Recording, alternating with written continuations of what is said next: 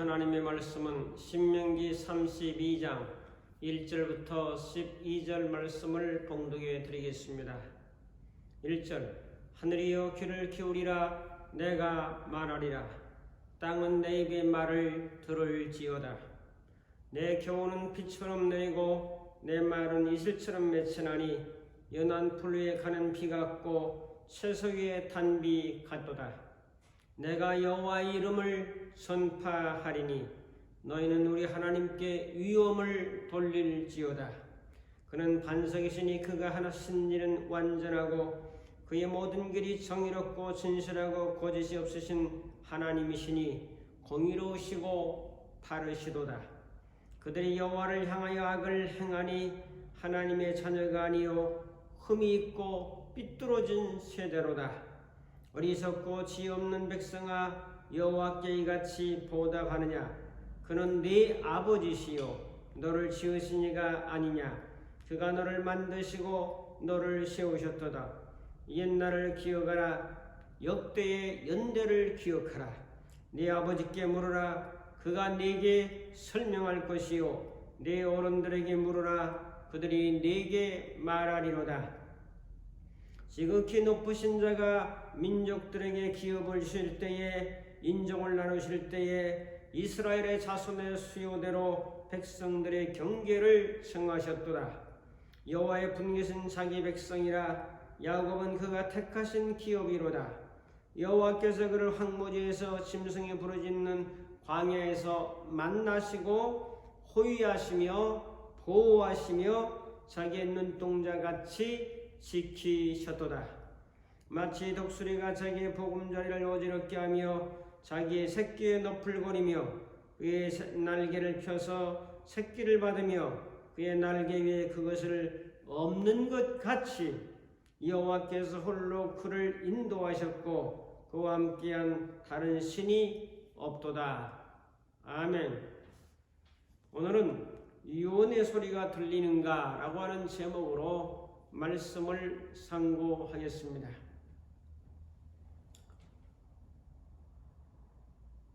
스티브 잡스라는 분을 우리는 잘 알고 있습니다. 애플의 공동 창업주인 전 CEO로 21세기 혁신의 세계로 이끌었던 사람 중에 한 사람, 그 이름 스티브 잡스입니다. 그는 이 시대 세계 최고의 행복과 부를 명예를 거머쥔 사람이라고 해도 과언이 아닐 정도로 그에게 평가를 받았습니다.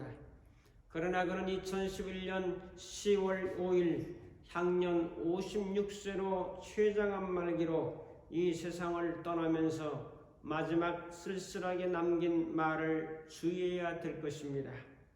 그는 이렇게 말했습니다. 나는 사업에서 성공의 최정점에 달했다. 다른 사람들도 난 내 삶이 성공의 전형적인 모습으로 보였을 것이라. 그러나 나는 이를 떠나서는 기쁨이라고 하는 것은 전혀 느끼지 못했고 결과적으로 부라는 것이 내게는 그저 익숙한 삶의 일부였을 뿐이다. 지금 이 순간에 병석에 누워 나의 지난 날을 해상해보면 내가 그토록 갈망하고 자랑스럽게 여겼던 주의 갈채와 막대한 부는 임박한 죽음 앞에서 그 빛을 잃었고 그 인미도 상실해버렸다.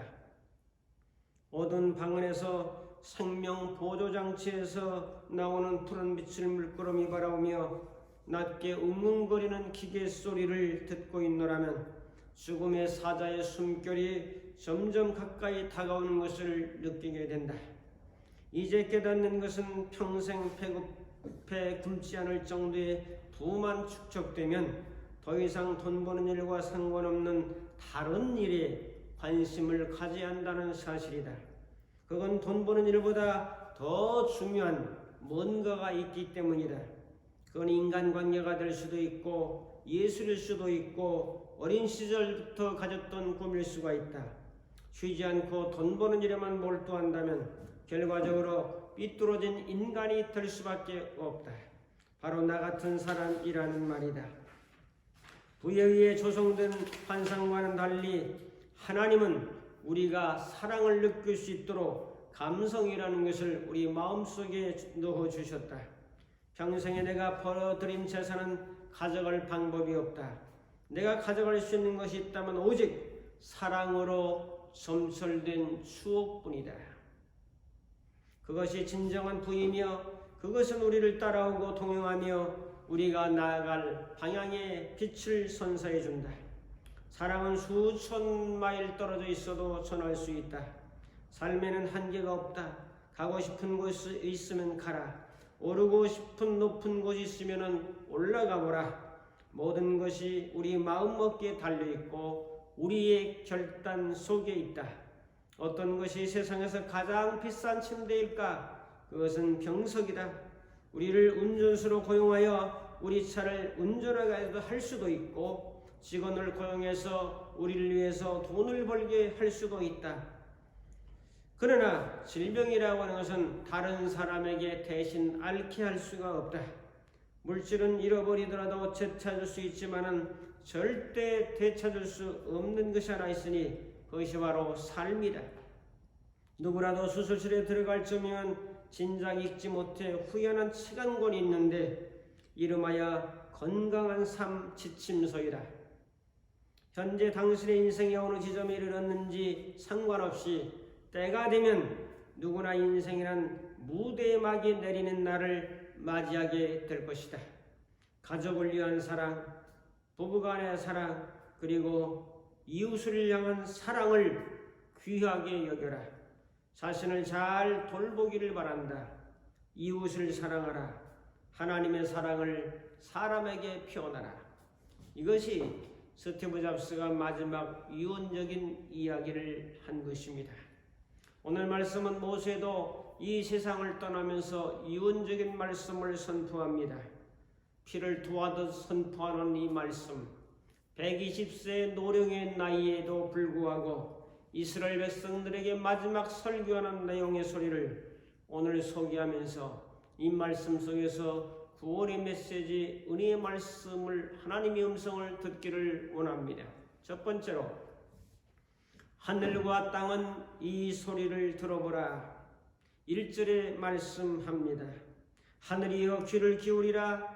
내가 말하리라. 땅은 내 입의 말을 들을지어다라고 하늘과 땅을 언급하고 있습니다.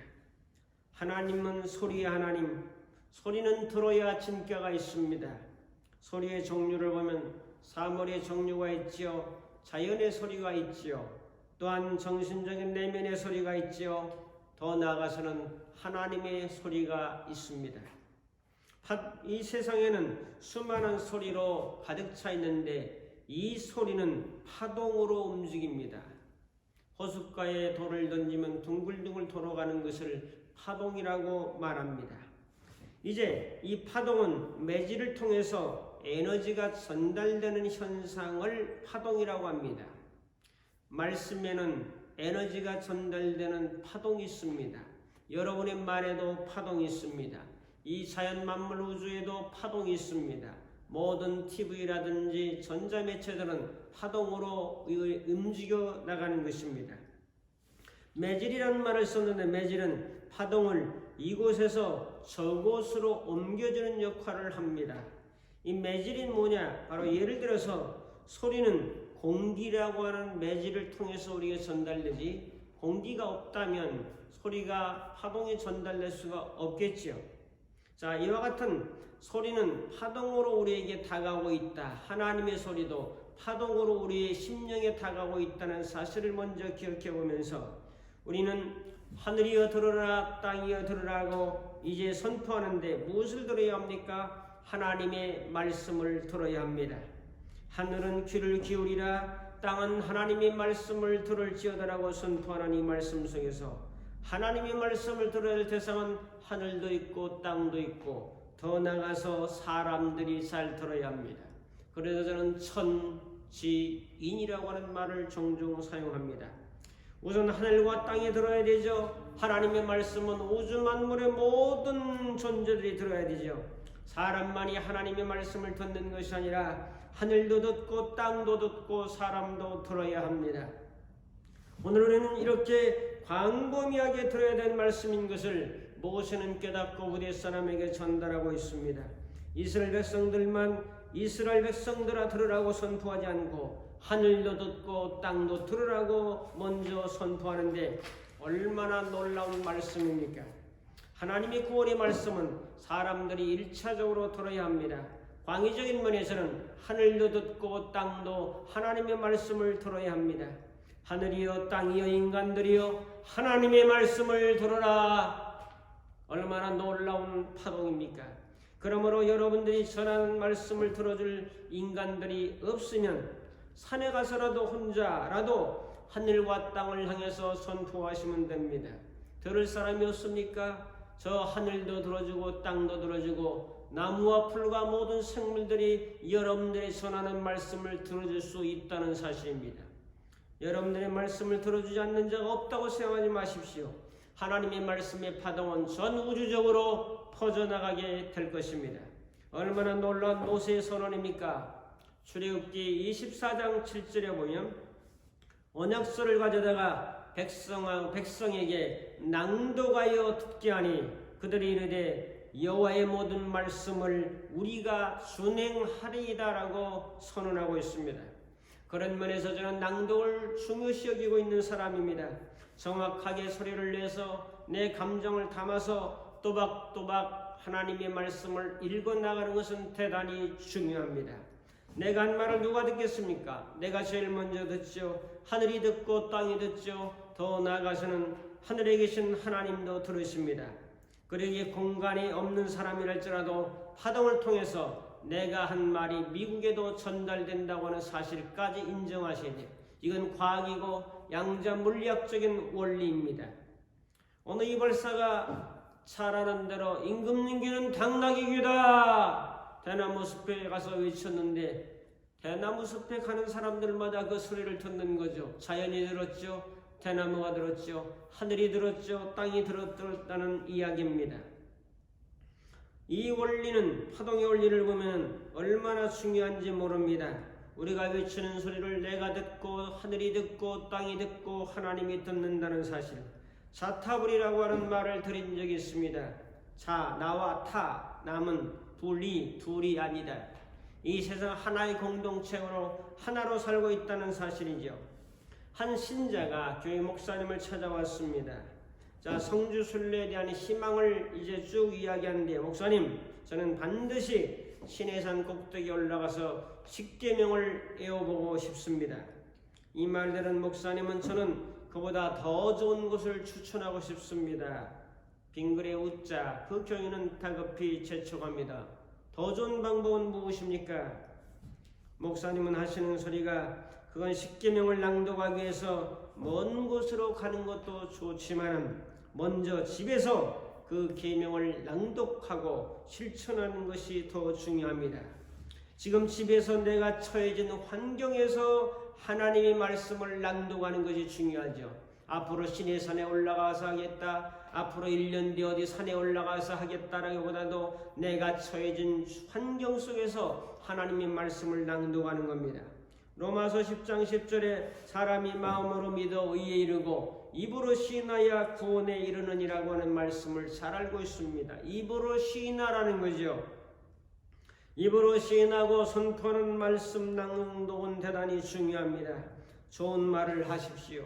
선한 말을 하십시오. 믿음의 말을 선포하십시오. 능력의 말을 선포하십시오. 남에게 격려주는 말을 하십시오. 하나님의 말씀을 마음에 담아서 그 말씀을 중심으로 해서 말을 낭독하고 선언하면 됩니다. 인생은 자기가 말한 대로 사는 것이고 자기가 생각한 대로 사는 것입니다. 자기에게 가장 강력한 영향을 주는 것은 자기가 자기 자신에게 들려주는 말입니다. 민수기 14장 27절 나를 원망하는 이 악한 회중에게 내가 어느 때까지 참으랴. 이스라엘 자손이 나를 향하여 원망하는 바 그 말을 들었노라. 그들에게 이르시기를 여호와의 말씀에 내 삶을 두고 맹세하노라. 너희 말이 내 귀에 들린 대로 내가 너에게 행하리니 라고 말씀하고 있습니다. 정말 귀한 것은 하나님이 내 말을 들으신다는 사실, 하나님이 내 말을 들으신다는 사실을 사람들은 인식하지 못하고 살고 있다는 사실의 안타까움을 깨닫습니다. 내가 선포한 말은 내가 듣고 하늘이 듣고 땅이 듣고 타인이 듣고 하나님이 들으신다는 이 놀라운 사실. 사랑하는 성도 여러분, 내 말을 하나님이 들으신다면 나는 어떤 말을 해야 되겠습니까? 두 번째로, 비와 이슬 같은 하나님의 교훈을 받아먹으라고 말씀합니다. 2절, 내 교훈은 비처럼 내리고 내 말은 이슬처럼 맺히나니 연한 풀 위에 가는 비 같고 쇠소 위에 단비 같도다. 오늘 본문에서 모세는 하나님의 말씀을 비와 이슬로 비유하고 있습니다. 왜 비와 이슬로 비유했을까요? 비는 하늘에서 내립니다. 이슬도 하늘에서 내린 수분의 결과로 풀잎이나 나무집에 맺히게 됩니다. 수분은 식물이 잎사귀에 동글동글 맺히면서 땅에 떨어지면서 동식물에게 꼭 필요한 것은 바로 이 비와 또 이 물입니다. 만약 이 비가 없다면, 물이 없다면 동식물은 굶어 죽을 겁니다. 말라 죽을 거예요. 식물이 자라서 초식동물이 먹고 초식동물이 자라면서 잡식성 동물들이 먹습니다. 또한 육식동물이 먹습니다. 하나님의 말씀은 교훈적인 것이 많아요. 자, 내 교훈은 비처럼 내리고 이슬처럼 맺힌다. 교훈이라는 말은 레카흐, 가르침, 교훈, 학식이란 뜻입니다. 하나님의 교훈의 말씀은 가르쳐줍니다. 학식을 더하게 해줍니다. 교훈, 교육과 훈련을 해줍니다. 식물은 이 비와 이슬을 받아먹듯이, 땅도 바로 비와 이슬을 받아먹듯이, 땅은 수분을 통해서 식물을 자라게 하듯이, 바로 사람들은 하나님의 말씀의 교훈의 비와 이슬을 먹고 자란다는 거죠. 지구는 70%가 물이고 몸도 70%가 물입니다. 그러기에 물은 중요하죠. 우리가 음식을 먹는 것은 그 음식물에 물을 먹는 거죠. 수박은 99%가 물이죠. 밥을 먹어도 거의 80% 이상은 물을 먹는 거죠. 그러므로 물은 얼마나 중요합니까? 예수님을 나는 생명수다. 내가 주는 물을 먹는 자는 영원히 목마르지 아니하리라고 생수의 근원 되신 주님을 소개하고 있지 않습니까? 오늘도 목말라는 사람들이 얼마나 많은지 모릅니다. 정신적으로 목말라는 사람들이 얼마나 많습니까, 여러분? 예수 그리스도는 그 정신적인 목마름, 우리 인생의 목마름을 해결해 주시는 영원한 생명수이신 것을 오늘 모세를 통해서도 말씀해 주고 있습니다. 아이들은 젖을 먹고 자고 젖이 다 물 아닙니까? 물속에 영양물이 있죠. 자, 그걸 먹고 자라는 것처럼 우리의 신앙이, 우리 영성이, 우리 인격이, 우리의 삶이 성장하고 발전하려면 하나님의 말씀을 잘 받아 먹어라. 받아서 먹어서 소화를 잘 시켜야 그것이 살이 되고 피가 되고 힘이 될 수 있고 에너지가 될 수 있지 않습니까? 저는 매일 말씀을 받아 먹습니다. 설교도 물론 매일 하죠. 설교학에서 말씀을 읽고 해석하고 영상을 만들고 전달하고 뜻을 새기며 반복하게 듣게 되므로 마음이 안정되고 평화스럽고 하나님의 진리가 마음의 땅에 이렇게 심겨짐으로 그것이 씨앗이 되어서 열매를 맺어 나가는 삶을 늘 경험하면서 살고 있습니다. 철원에 가면 보석정이라는 데가 있는데 가보셨겠지만은 인걱정이 무술을 연마했다는 큰 바위기둥이 있습니다. 그게 소나무가 몇 그루 있다고요. 자, 거기에 흙도 별로 없어요. 근데 소나무가 자라고 있어요. 얼마나 생명력이 놀라운지 몰라요. 이 소나무가 뿌리가 얼마나 강력한지요. 비와 이슬을 먹고 자랍니다. 여러분, 하나님의 말씀을 통해 늘 교훈을 받아 먹으며 힘과 용기와 에너지를 받고 성장하게 됩니다. 문제는 해석입니다. 성경 해석을 원론적인 면에서 한다면 이것이 중요하죠. 그러나 좀 더 해석을 여러분 스스로가 폭넓게 하셔야 됩니다. 좀 넓게 봐야 돼요. 문자 그대로 해석을 하고 영적인 해석을 한 다음에 실제적인 적용적인 면에서 내가 어떻게 살아야 될 것인가 하는 것을 해석해야죠. 우리의 마음에는 성경 해석과 적용을 잘해야 됩니다. 해석만 열심히 잘해서 끝나는 게 아니고 이 말씀을 어떻게 적용하면서 살아야 될 것인가 하는 것이 중요하죠. 고린도서 6장 13절에 내가 자녀에게 하던 말하노니 보답하는 것으로 너희 마음도 넓히하죠. 문자적인 해석, 역사적인 해석, 영적인 해석도 있는데 생활적인 해석도 있어야 되죠. 적용이죠. 너무 좁게 해석을 하면 편협해지고 좁아지고 애골수화되고 자기 자신만 옳다고 생각하는 이 틀에 갇히게 되면은 성경 말씀을 많이 지식적으로 안다고 할지라도 삶의 풍성한 열매는 얻기가 쉽지 않습니다. 마귀의 속임수에 넘어가면서 자신의 이익이나 육중심으로 흘러가는 그런 해석은 자제하셔야 되죠. 성경은 원론입니다. 잣대입니다. 저울입니다. 이것을 어떻게 잘 잴 것인가 하는 것은 여러분의 기술적인 문제도 있죠. 그렇기 때문에 인생은 해석이다. 해석을 어떻게 할 것인가 하는 것은 대단히 중요합니다. 성령님이 인도와 감동과 감화를 따라 살아가면서 해석을 하셔야 될 것이에요. 그러므로 성도 여러분, 교훈의 피, 이슬을 잘 받아 먹고 해석을 잘해서 좀 폭넓게 해석을 해서 내 삶 속에 적응하면서 살아가게 될 때에 많은 열매를 맺는 은혜가 함께 하시기를 주님의 이름으로 축복합니다. 세 번째로 새끼를 훈련하는 독수리처럼 인도하십니다. 10절부터 12절에 보면은 여호와께서 그를 황무지에서 짐승이 부르짖는 광야에서 만나시고, 두 번째 호위하시고, 세 번째 보호하시며, 그 다음에 네 번째 자기의 눈동자같이 지키셨도다. 네 가지를 말씀하고 있어요. 그러면서 독수리가 새끼를 올렸다 떨어뜨렸다 날개로 받아서 또 올렸다 떨어뜨려 가지고 또 받아서 하는 것처럼 얼마나 고통스럽게도 새끼가 위기지요. 잘못하면 죽지요. 그러나 그 훈련을 통해서 날개의 힘을 기르고 새의 왕이 될 수 있는 길로 인도하는 것처럼 하나님은 여러분들 훈련하고 때로는 연단하고 이제 그렇게 해서 독수리처럼 훈련해서 좀 더 강하고 성숙한 신앙으로 만들어간다는 사실을 잊어서는 안 될 겁니다. 내가 당할 때는 고통이요 고난이지만은 하나님이 훈련할 때는 훈련을 받으셔야 되고 그 훈련을 통해서 내가 더 믿음도 소망도 사랑도 시점이 더 강건해지는 은혜가 함께할 것을 믿습니다. 오늘 10절을 봅시다. 몇 가지를 말씀하는데 그 중에 하나가 첫째로 만나십니다. 야곱은 하나님을 만났죠. 아브라함도 만났죠. 바울도 만났죠. 이삭도 만났죠. 모세도 하나님을 다 만난 사람입니다. 내 인생의 가장 중요한 것은 누구를 만나는가 하는 것인데 하나님을 만났냐 안 만났냐 하는 것이 제일 중요합니다. 어떻게 만납니까? 말씀을 낭독하시면 됩니다. 말씀을 읽으시고 묵상하시면 됩니다. 이슬 같은 말씀 또한 비와 같은 교훈의 말씀을 읽게 되면은 하나님의 임재를 경험하게 될 것입니다. 환경 속에서 또 만나야 됩니다. 주어진 내 환경은 바로 하나님을 만날 수 있는 좋은 장소 환경입니다. 하나님이 그분이 찾아오십니다. 찾아오시면 만나게 되는 거죠. 인간이 하나님께 나아가는 건 너무나 힘듭니다. 그래서 힘들기 때문에 예수님이 하늘에서 땅으로 내려오셨습니다. 우리를 만나러 오셨습니다. 임마누엘 하러 오셨습니다. 그렇게 만나는 거예요. 사도행전 9장에도 사울이라고 하는 강팍한 최고 잘난 줄로 여겼던 그러한 사람이 예수님 찾아오셨잖아요. 그래서 만난 거예요.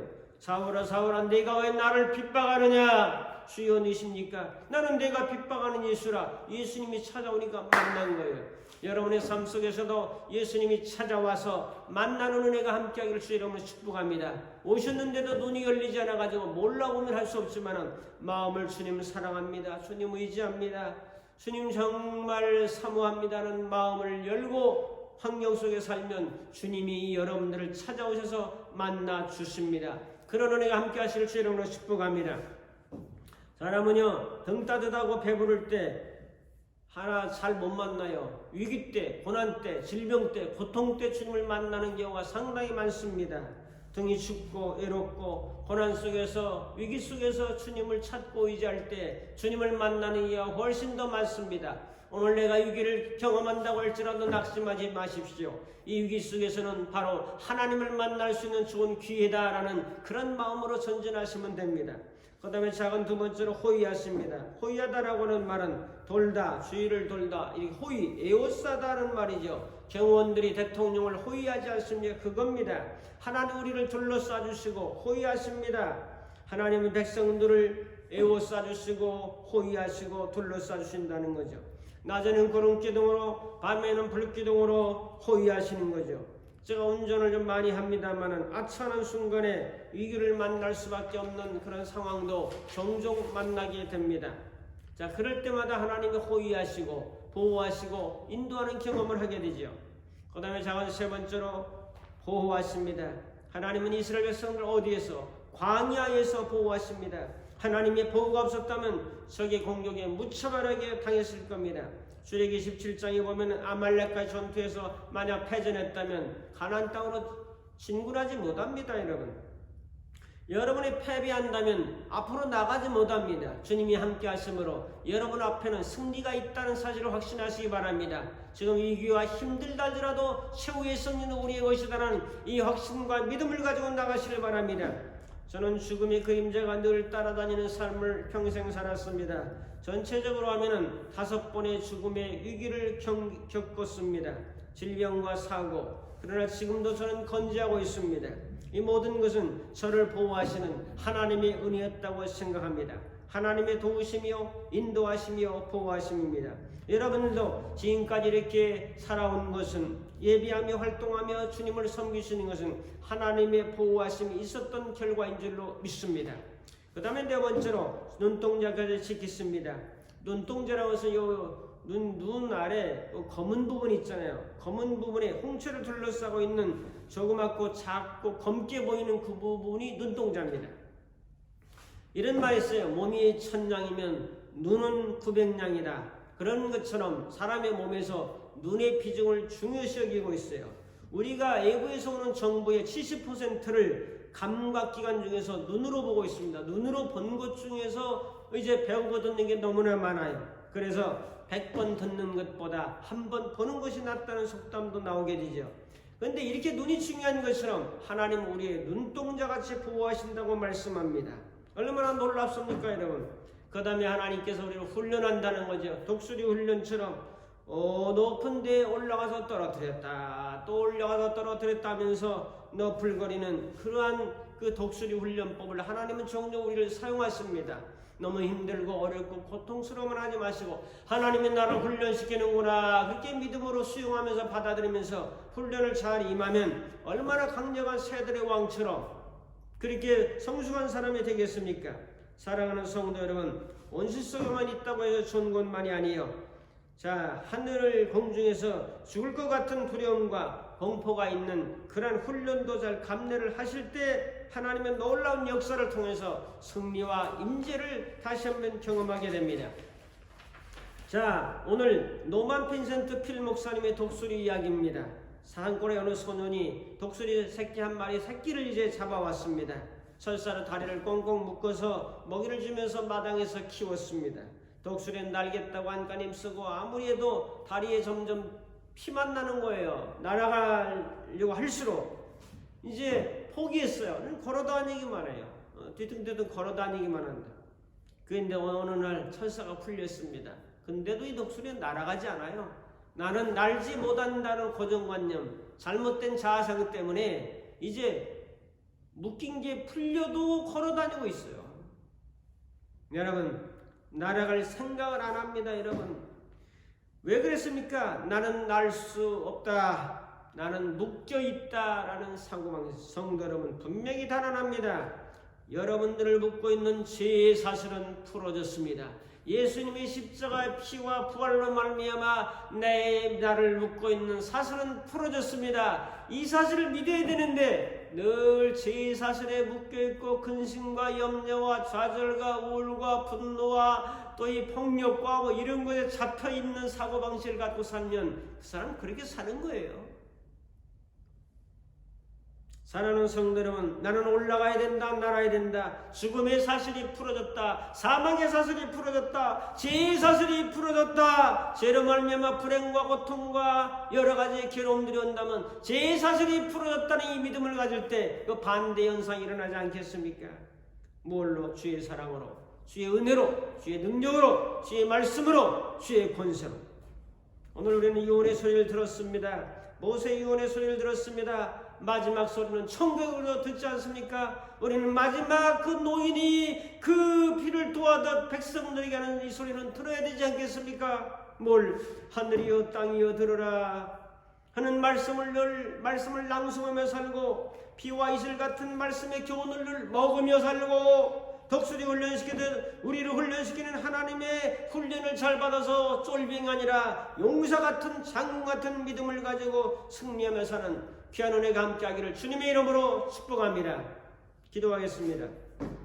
사랑이 많으신 아버지 하나님, 말씀 하늘이여 땅이여 듣는 모든 말씀을 낭송하며 살게 하시고 또한 피와 이슬 같은 말씀의 교훈을 잘 먹으며 살게 하시며 독수리를 훈련시키도록 우리를 훈련시키는 놀라운 훈련에 동참하며 강한 용사가 되어 새들의 왕과 같은 참된 신앙과 자존감과 자성을 가지고 전진해가는 우리 모두가 되도록 주님께서 역사하여 주옵소서. 예수님의 이름으로 기도합나이다.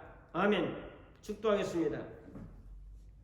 이제는 우리 주 예수 그리스도의 무한하신 은혜와 하나님 아버지의 극진하신 사랑하심과 성령님의 감화 감동 인도 축복 교통하심이 거룩한 줄 주님 앞에 나와 예배드리는 심령과 또한 인터넷으로 예배에 동참하는 모든 심령들 머리머리 위에 저들의 가정과 섬기는 교회와 이 나라의 민족 위에 이제부터 영원토록 함께 있을지어다.